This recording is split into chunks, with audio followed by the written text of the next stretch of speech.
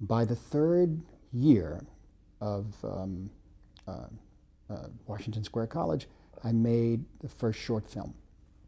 The key to everything, besides the other courses we were taking, the key to the cinema courses was the teacher, was the professor, and I was very lucky to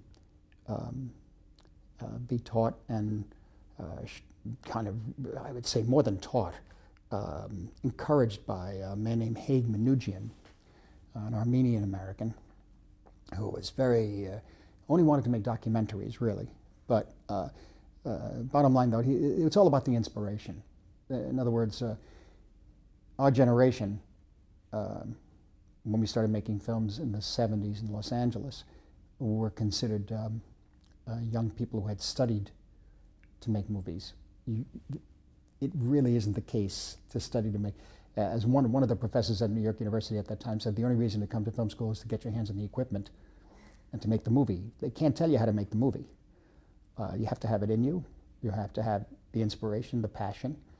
But the thing that is important was the inspiration from the professor. The overriding compelling impulse that this extraordinary powerhouse of 2 or 3 films I saw once when I was 5 or 6 years old, they pervaded everything, and that's the Italian neorealist films. Open City, Paisa, Open City, Shoeshine, and Bicycle Thieves, 4 films.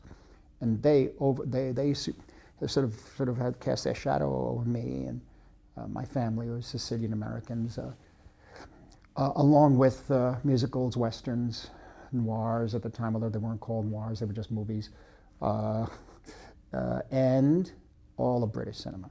The Ealing Studio, but more Alexander Korda, Guidice, I think he's pronounced, Two Cities Films, and Paul Pressburger. What we saw of them, it was very difficult to see their films except for The Red Shoes, and even Gainsborough films. But the overriding British cinema was a major influence. Make your own industry. Recreate movies. Don't pay attention to the industry. Do your own thing. I mean, put it this way. You want the work to be seen, but it doesn't have to be at the Odeon. You know, no more. That's all different. That's another ancient world.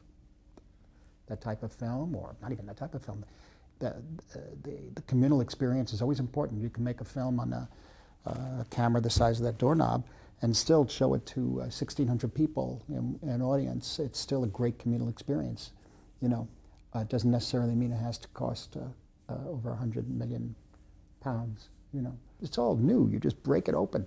Break open the form. Don't just you know, have your tripod and a camera that's standing on it.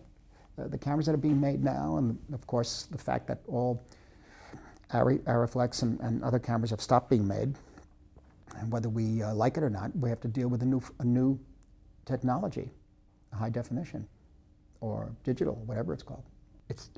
It changes cinematography, the art of cinematography, but you younger ones, you make a new art. Take what's available, push it, you know, because it's going to go there. You could do anything.